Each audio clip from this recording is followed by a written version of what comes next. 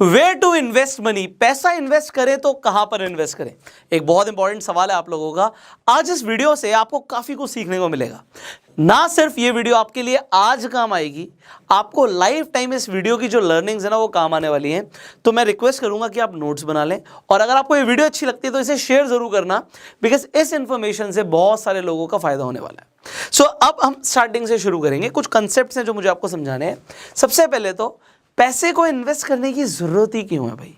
आप पैसा अपने पास सेव भी तो कर सकते हो, आपने कमाया, आप चाहे जॉब कर रहे हैं चाहे बिजनेस कर रहे हैं, आपको कहीं से पॉकेट मनी भी मिली है तो वो पैसा अपनी जेब में भी तो रख सकते हो। होता क्या आजकल आपने न्यूज़ में सुना होगा, आपने आर्टिकल्स भी पढ़े होंगे कि इन्फ्लेशन बहुत ज़्यादा बढ़ रहा है। यूएस का इन्फ्लेशन बढ़ रहा है, इंडिया का इन्फ्लेशन बढ़ रहा है। इन्फ्लेशन का मतलब होता है महंगाई। महंगाई एक तरीके का दीमक होता है जो आपके पैसे को खाता है। ये होता क्यों है, बहुत सारे रीजंस है। एक सबसे आसान रीज़न है समझने के लिए कि जो हमारे गवर्नमेंट है वो लगातार नोट प्रिंट करती है। मतलब मान लो रोटेशन के अंदर, अभी एक एग्जांपल समझना कि सबके पास, यहाँ पे 100 लोग थे और 100 लोगों के पास 2000 के नोट थे। तो 100 लोगों के पास जब 2000 के नोट थे तो वो 2000 रुपए से जाके ना एक सामान खरीद के ला सकते थे। एक समझ लो एक बॉक्स है बहुत सुंदर सा, और सब एक बॉक्स खरीदने जा सकते थे, 2000 का था। अब गवर्नमेंट ने क्या किया, इन्हीं 100 लोगों को बोला कि मैं आपको ना, आपके पास सबके पास 2-2 हजार रुपए थे, मैं 2-2 हजार रुपए ही और दे देती हूँ। मतलब पैसा हो गया डबल। अब जब पैसा डबल हो गया और बॉक्स लिमिटेड है तो होगा क्या, इन बॉक्स की डिमांड बढ़ जाएगी। तो ये जो बॉक्स पहले 2000 का मिलता था ना, क्योंकि यहाँ पे गवर्नमेंट ने क्या किया, डबल नोट छाप दिए, तो महंगाई भी डबल बढ़ जाएगी। ये 2000 रुपए का अब 4000 का मिलेगा अगर लोगों को ये बॉक्स चाहिए। सिंपल कंसेप्ट है। तो ये महंगाई लगातार बढ़ती है। जो गवर्नमेंट है लगातार नोट छापती है, और क्योंकि लगातार नोट छापती है इसकी वजह से आपका जो पैसा है वो हमेशा कम होता है। इस पैसा आपका कम ना हो इसके लिए जो आपका बैंक होता है ना, बैंक, उसमें ज़्यादातर लोग सेविंग अकाउंट खुलवाते हैं। तो जब आप एक सेविंग अकाउंट खुलवाते हैं, इस अकाउंट पे आपको एक ब्याज मिलती है जिसे हम इंटरेस्ट रेट बोलते हैं। जनरली जो आज की डेट में बैंक्स हैं वो 3 से लेकर 6% तक इंटरेस्ट रेट दे रहे हैं। अब आपको ये समझना है, पहले तो अपना बैंक देख लेना कौन सा वो कितना इंटरेस्ट रेट दे रहा है। ये चीज़ आज एक आपको मैं एक नोट बता रहा हूँ, लाइफ टाइम के लिए याद रहेगा।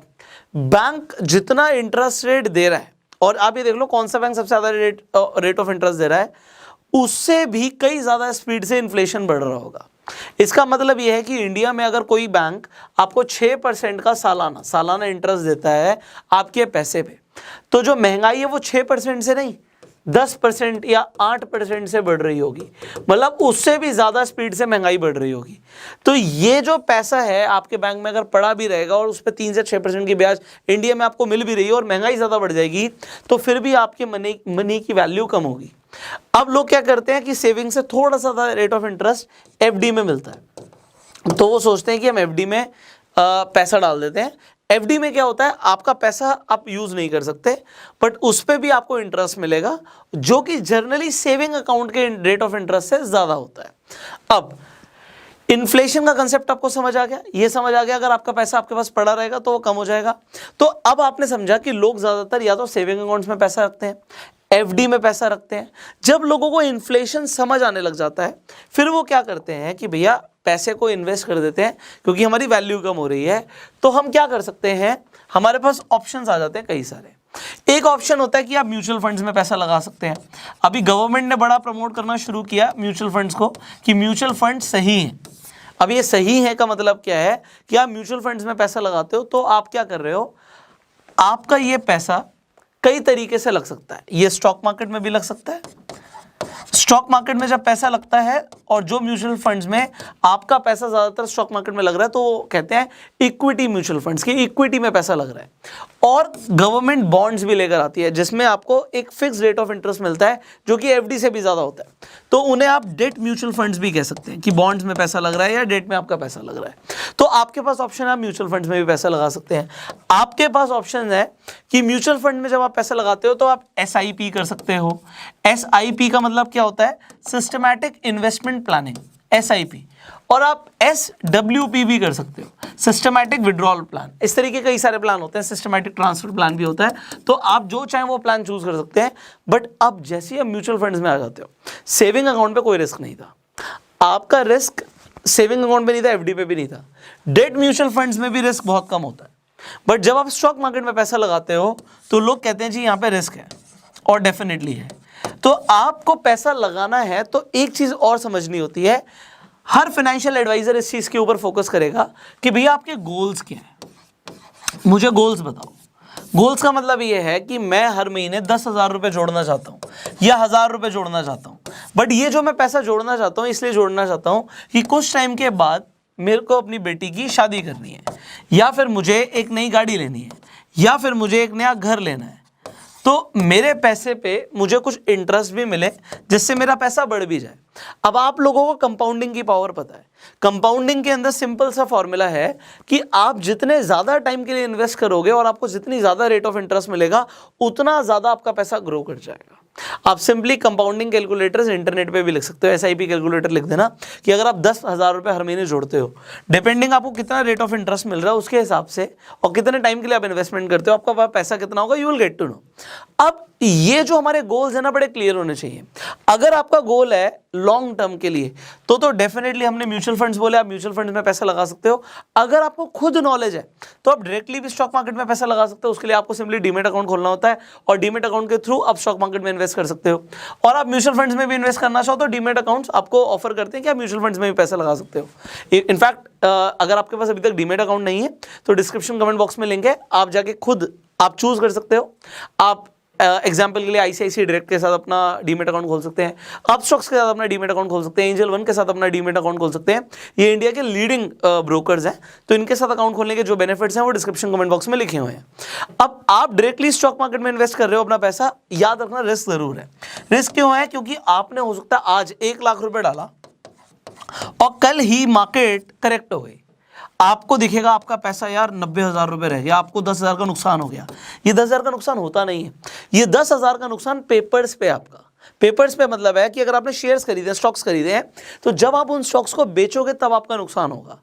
अब होता क्या है, एसआईपी का बेनिफिट एक क्या होता है कि आप हर महीने इन्वेस्ट कर रहे हो, किसी महीने मार्केट ऊपर थी, किसी महीने नीचे थी, किसी महीने ऊपर थी, किसी महीने नीचे थी, तो हर महीने के हिसाब से एक एवरेज आपकी इन्वेस्टमेंट होती रही।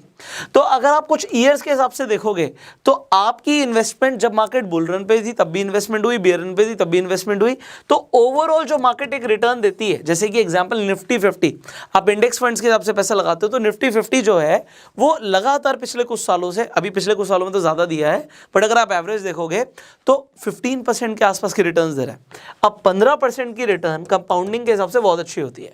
इसका मतलब ये है कि 1 साल की अगर आप एवरेज लगाओगे, अगर आपने 1 लाख रुपए डाला था तो 1 साल के बाद वो हो गया 1,15,000 रुपए। सिमिलरली हर साल, अब अगले साल आपको जो कंपाउंडिंग के हिसाब से अगर हम बात करेंगे तो 1 लाख पे 15% नहीं मिलेगा, आपको 1,15,000 पे 15% मिलेगा।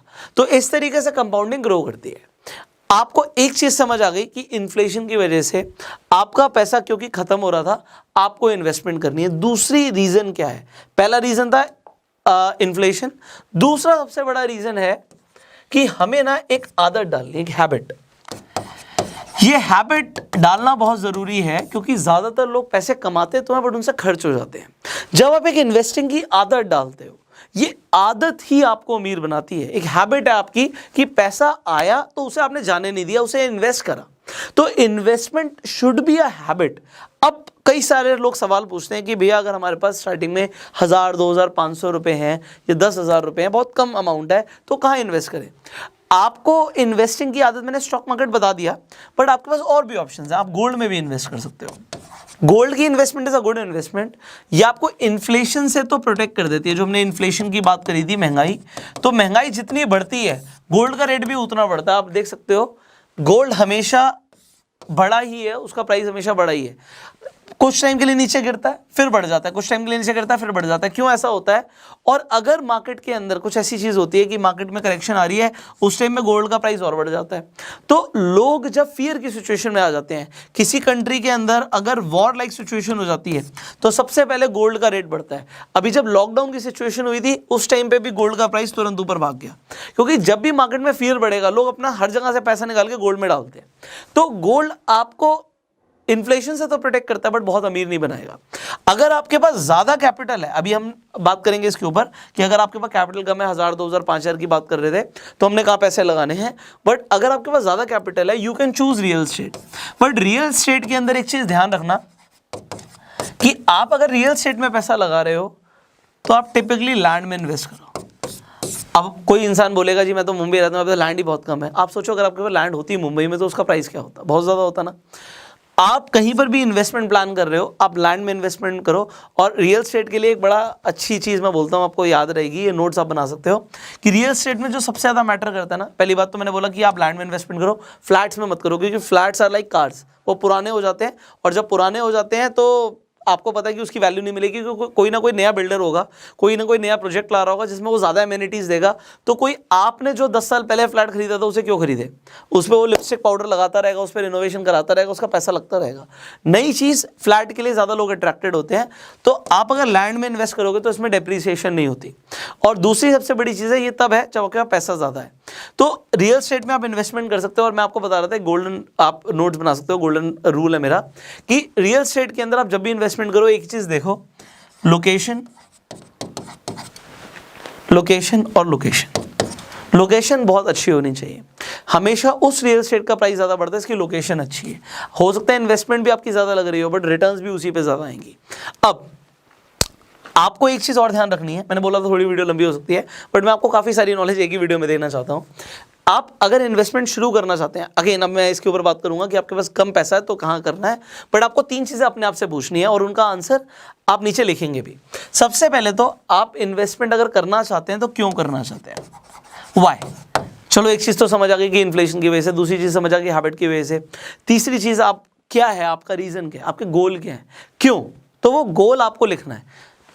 तो ये तो हुआ मुझे इन्वेस्टमेंट क्यों करनी है। दूसरा, आपको पैसा लगाना है तो उससे पहले ना हमेशा कहीं पर भी आपका मन करे पैसा लगाने का, कोई आपको बोले पैसा लगाने के लिए, तो अपने आप से एक सवाल पूछना है, वेयर नॉट टू इन्वेस्ट। आपको पैसा लगाना है, पैसा तो तभी लगाओगे जब पैसा बचेगा। अगर आपने गलत जगह लगा दिया तो पैसा चला जाएगा आपका।